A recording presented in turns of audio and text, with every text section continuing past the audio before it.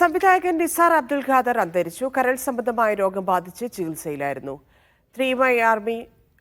Three man army, news paper boy, auto brothers, അപരന്മാർ നഗരത്തിൽ തുടങ്ങി നിരവധി സിനിമകൾ സംവിധാനം ചെയ്തിട്ടുണ്ട്. ചങ്ങനാശ്ശേരി പഴയപള്ളി ഖബർസ്ഥാനിൽ നാളെ സംസ്കാരം നടക്കും. ജോസി ബാബു ചേരുന്നു. ജോസി, വിവരങ്ങൾ.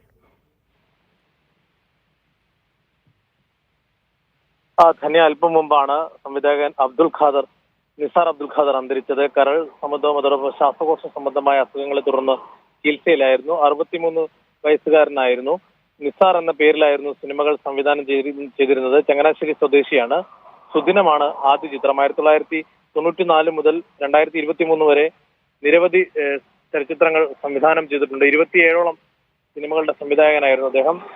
അച്ഛൻ Rajavu, Appan Jethavu, news paper boy, auto brothers, അപരന്മാർ നഗരത്തിൽ, കായംകുളം കനാലൻ, താളമേളം തുടങ്ങി സിനിമകളൊക്കെയും ഇദ്ദേഹത്തിന്റെ പേരിലുള്ളതാണ്.